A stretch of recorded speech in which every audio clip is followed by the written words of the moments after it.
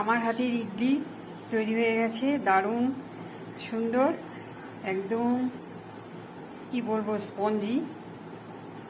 এই যে একদম স্পঞ্জি, এই যে ভেঙেছি দেখো, একদম spongy spongy. Breakfast, lunch, dinner তিনটেতেই এটা খাওয়া যাবে। ইডলি, সাম্বার, মুগ ডাল দিয়ে করেছি, সবজি দিয়ে করেছি ডালটা, আর আছে সাথে চাটনি, টমেটো সস তৈরি করে নিয়েছি। এই হচ্ছে আমার ইডলি ডিশ। এবার দেখো কমপ্লিট ইডলিটা আমি দেখাচ্ছি। কমপ্লিট করার পর এটাকে আমি পিস পিস করে কেটে নিয়েছি।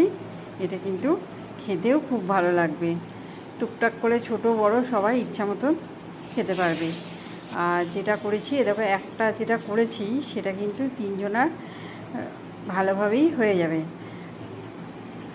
আর এই যে দেখছো যে ছোট ছোট কাটা, এগুলো আমি দেখেছি চামচ ঢুকিয়ে ঢুকিয়ে যে ঠিক মতন সেদ্ধ হয়েছে কিনা। একদম হয়েছে, ঠান্ডাও করতে হয়নি। দেখো কি সুন্দর বেরিয়ে এলো পুরো ইডলিটা, কি ভালো লাগছে দেখতে। দেখো এবার এটাকে তোমাদের দেখিয়েছি আগেই, এটাকেই আমি পিস পিস করে কেটেছি। আর এটার মধ্যে কিন্তু কোনো ইনো, টক দই কিছুই দিইনি। সারা রাত চাল গুঁড়ো আর কলাইয়ের ডাল আর মেথি ছিল ঢাকা দেওয়া। এই যে সেই বাটাটা, এই মিশ্রণটা ঢাকা দেওয়া ছিল। সকালবেলাতে এটা করেছি। এই যে বাটিটায় তেল বুলিয়ে নিলাম, নিয়ে ওই মিশ্রণটা ঢেলে দিলাম। এটাকে এইবার বাটি শুদ্ধ কীভাবে আমি করব ইডলিটা সেদ্ধ সেটা দেখো। এবার